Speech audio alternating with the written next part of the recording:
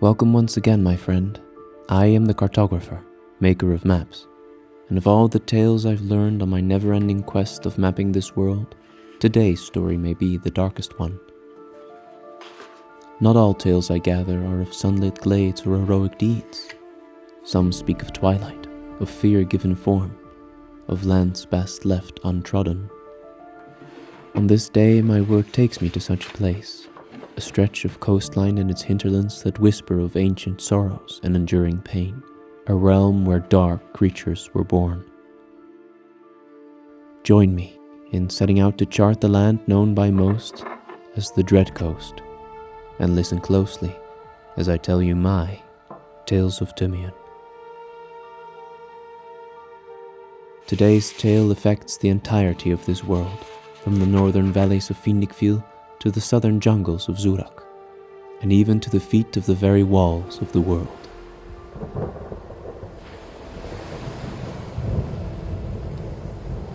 But it began long ago in a land along the western coast of the continent of Tumiun.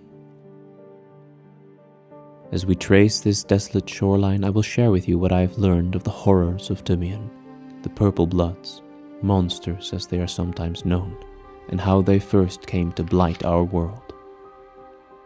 Our tale begins many thousands of years ago, in a time even before cataclysmus shattered Martos, when Tumiun was still called Heimar. Beside the sea walked Mikoraza, one of the immortal masters, the divine artists whose works reshape reality. But Mikoraza's works took their toll, and her soul had grown dim. For many years she was tormented by visions of fear and dread, nightmares black as ink plaguing her even by day. To free herself from this curse, she conceived a desperate act of magic, a terrible artistry. She resolved to pour the entirety of her fear, her dread, into a single monumental work, to excise it from her soul like a butcher cutting out an organ. Mikoraza knew that her soul would be left fragmented, incomplete, but she craved the silence, freedom from that clawing terror. Between the shores of the sea and the sundering range, in the heart of what was then still a green land, she found her canvas. An old tree, stout and strong. Some whisper it was one of the first children of the Allfather, a sibling to Ea of the Ayuo. For many days and nights, as storms raged about her, Mikoraza carved. Shapes of evil, of foul faces, wicked wings and cursed claws. She poured every facet of her fear, every nightmare, every sliver of anxiety into the living bark, her tools shaping not just wood but pure terror. The tree died under her touch, cursed by the sheer weight of the soul she expended, by the terrible outflow she unleashed into it. But Mikoraza, she was freed. The fears that had plagued her were gone, locked away, she believed, within the withering wood. She departed, not once looking upon her work, little knowing the true consequence of her desperate art. For the tree, though twisted and dying, did not simply hold her fear, it distilled it. Unbeknownst to Mikoraza, the cursed tree bore 5 violet fruits, each one pulsing with an arcane foulness, each containing a particular aspect of Mikoraza's vast terror. And one by one creatures came to feast, birthing the first and greatest of the horrors, the 5 terrors, whose lineages plague Tumiun to this day, all marked by their tainted purple blood. The first who came to feast was a gliding tree lizard, and it consumed the fruit containing the essence of Mikoraza's dread. It would become Dragashu, the father of dragons. The fruit caused the lizard to grow, his shape slowly changing. Where first he was only able to glide, he would soon learn to fly high over the fields and the rivers, his wings becoming larger and more agile as he aged. The folk inhabiting the settlements along the coast soon spread word of this strange new creature, the Winged Dread, they called him. His very presence radiated an awe that was inseparable from primal fear, a terror to all that knew his name.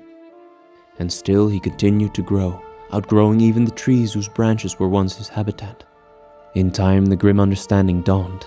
Fear was the very sustenance that quickens a terror's growth, allowing their forms to swell to titanic stature. But it seemed that Mikoraza had not poured just fear into her carvings. Inadvertently, some shreds of her kinder, more respectable qualities had entered her work as well, and perhaps the ancient and immortal tree gave some of its gifts also. Into the fruit that Dragashu ate was distilled a sliver of Mikoraza's endless wisdom and her undying love for music and song. This allowed Dragashu's mind to grow as vast as his figure, and in due time, the dread found his voice. A dragon's song is not to be trifled with, a primal sound emanating from deep within their throats, born mostly of their memories of the elements, the weathers of the world. Some are even able to use their songs to turn their very breath into the things they sing of: wind and rain, ice and fire.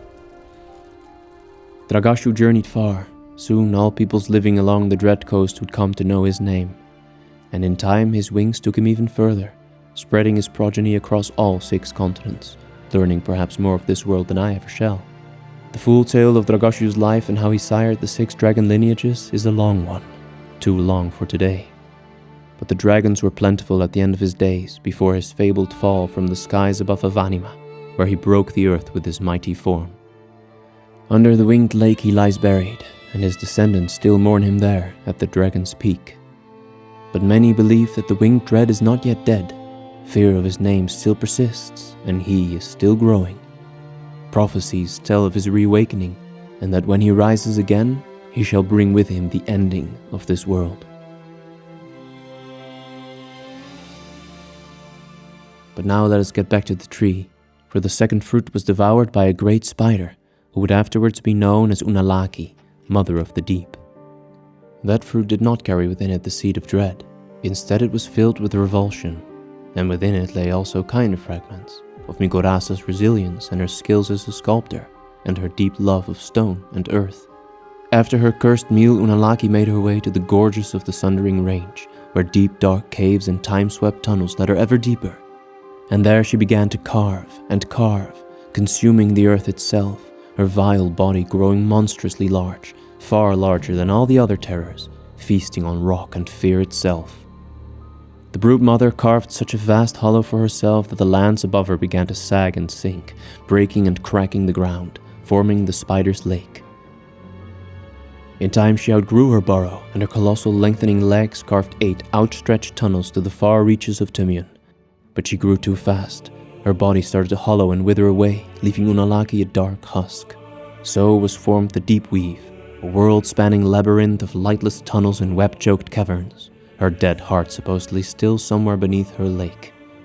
From this dark, terrible underworld her revolting spawn sometimes find their way to the surface, still plaguing the caves and canyons and the borders of the newfound forest, where dwell the woodsfolk who left their eastern home after the Divide.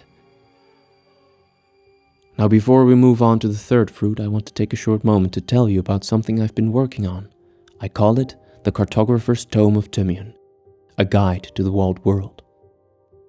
I know many of you would love to dive ever deeper into the world of Tumiun, which is why I've begun collecting all of my tales and maps, the things I've seen and learned of all the lands and peoples and ages of this world, though I require some more coin to bring it to life in your faraway world. Press the link below this tale and click the button to follow the upcoming Kickstarter campaign, so that you'll be notified when it goes live this summer. More updates on my tome will follow shortly. Now let us resume our tale. The third fruit, carrying the essence of despair, was eaten by a hungry hunter passing through that land. He found within it also a sliver of Mikoraza's unwavering courage and a keen talent for the art of painting. Thus was Idras, father of giants, conceived. Idras grew only slowly at first, and made a name for himself amongst the clans that dwelled in the eastern mountains. Idras the Tall they named him, and he sired many children there in that time before he became Idras the Giant. But to him that title was a curse, for his body ached intensely, his bones and joints breaking and regrowing, and his children, the Idar, shared that pain, though they never grew anywhere close to their father's height. As Idras and his lineage continued to grow, the admiration of the clansfolk turned to fear, only fueling his growth even more. They fled their mountains in terror of what he might become, and so his warrior's frame stretched and warped into a colossal, agonizing form, his spirit burdened by an inescapable despair. There amidst the crags, he and his children tried to express their pain and desolation by creating the Painted Peak. With crude pigments of earth and blood, they painted vast, mournful murals upon cliff faces, depictions of their immense might and enduring sorrow. The muraled vale became the heart of their domain, which stretches from the pine-clad peaks in the north to to the barren hills by the bay. Some followed the Red River southeast, roaming the Badlands in search of shadowed canyons where humans seldom come, chalking giant figures on the crimson sandstone to mark their territory. And it is said that after men found Vindikfjell and the stone giants native to that land vanished, Idras and some of his kin ventured north. Their massive migration quaked the earth and shook the cities of Cestian. By the land's end, the titanic terror built a gigantic raft of redwood trees and pulled his children across the wind sea. The father of giants wandered far north and established there Dol Idras, his final kingdom. On a throne of ice and snow he still sits, in a slumber that has lasted many lifetimes of men, while his children roam far and wide, seeking to soothe their pain in whichever way they can, trying desperately to forget their curse. The fourth fruit, imbued with a relentless, gnawing anxiety, yet carrying an echo of Mikoraza's profound empathy and her love for the art of dance, was found by a local medicine woman, a gatherer of herbs. She would become Ashahamut, mother of witches. As the village cook and an expert forager, she picked the fruit with great curiosity. After tasting half of it herself, she added the other half to the stew bubbling away in her town's cauldron, unknowingly creating a most fearful concoction. That night, after supper, she and the villagers were plagued by nightmares so vividly frightening that the weaker hearts of men did not survive. The women who did survive would never be the same, and would have to learn to cope with the constant angst within their souls by expressing those feelings through dark arts. Around the cauldron they danced, and in time they learned to love their curse, worshipping the stew that still bubbles to this day, the fire yet burning thousands of years hence. To see a witch is to see your worst nightmares danced to life. Their careless laughter turns to ringing in your ears as your very blood grows quickly colder. And over time, their once lush riverlands have turned to a cursed, stagnant mire, a bogland known by most as Hagsisa, the hag swamp, where the trees and the grasses grow a sickly purple, poisoned by the blood of 1,000 fears. Some women from all across this world, who have long been tormented by anxieties of their own, fears of a less concocted nature, travel to Hagsisa to join the sisterhood of the stew willingly, for they know that in time they will dance free upon the herb-clad earth. To join the coven, they drink of the mother's stew, in which the essence of the fear of the mother's mother can still be found, every drop they take replenished by their own freshly poisoned purple blood. The blood stew still boils, and the tree of terror still stands, dead yet protected, in the heart of their home.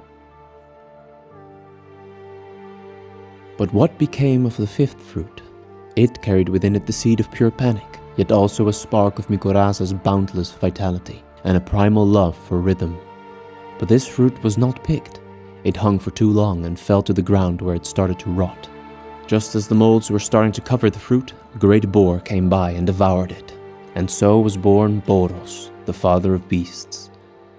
Slowly the swine grew vast, his fur covered in mold and spores, his flesh poisoned, his wild mind a panic blur.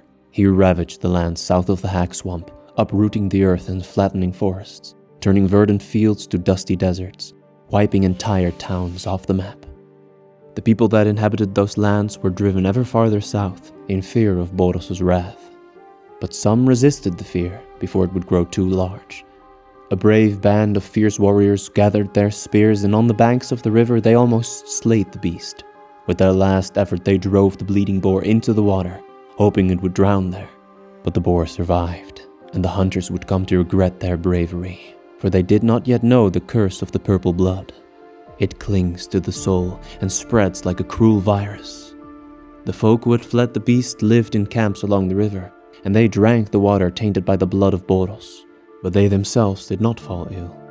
No, the curse is far more cruel, for it manifests only in the offspring of those who have consumed the tainted blood or flesh of a horror. Those poor children were born with tusks and manes, deformed and monstrous, cursed with traits of the creature their parents had ingested the blood of. Thus the Boroki were born. Thank Fata that the blood was diluted in the water. A higher dosage might have produced far more monstrous beings. Luckily the Boroki are mostly human, and their minds are closer to man than beast. But they are cursed nonetheless, and all the while the father of beasts continued to grow, fortunately contained within his habitat by the wetlands in the north, the sea in the west, the desert in the south, and the mountains where Idras ruled in the east.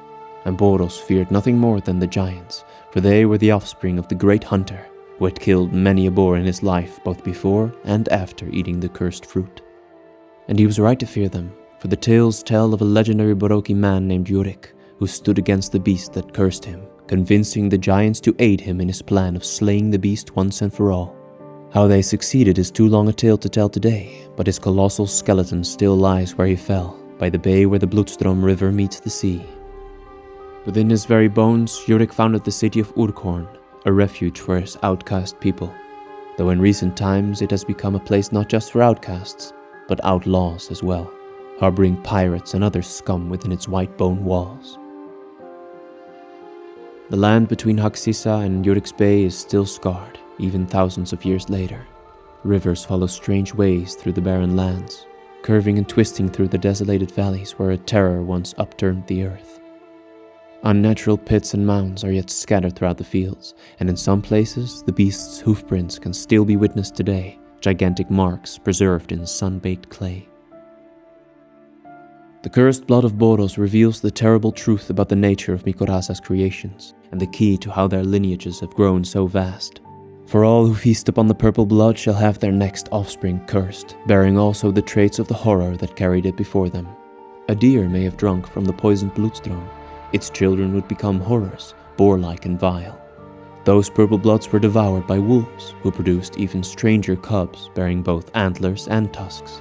Those horrors might just die of old age, but even that does not break the chain, for where their bodies wither into the soil, the grasses and plants grow twisted and purple, still carrying the curse, transferring it to whatever unfortunate creatures may come to graze.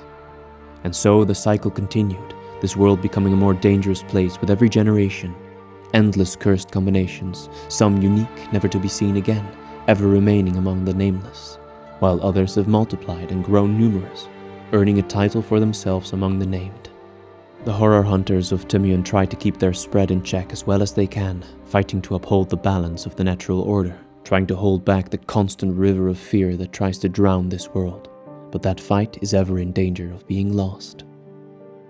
Though not all purple bloods are as monstrous as the panicked progeny of Boros, some have proven to be of use, such as the Idrox, the giant offspring of oxen who Idras fed his cursed blood to in hopes of creating worthy mounts and companions for his people. They still roam the sand plains east of the barren hills, where lay my roots. And Dragashu too chose his offspring carefully, picking only the reptiles and avians he deemed worthy of a taste of his blood, and many of them are wise beyond the minds of most humans. Now I hope I've made it clear that the horrors of Tumiun are not mere creatures. They are echoes of a master's pain, given terrible life, fueled by the fears of all who know them. And now you know them too, and the Dreadcoast where their tales began. And I would love for you to tell me what branch of Mikoraza's tree intrigues you most. The dragons, perhaps? The Deepspawn, or the giants? The witches, or the beasts? I have far longer tales still to tell of all 5 terrors and their bloodlines. So, which one shall we explore first?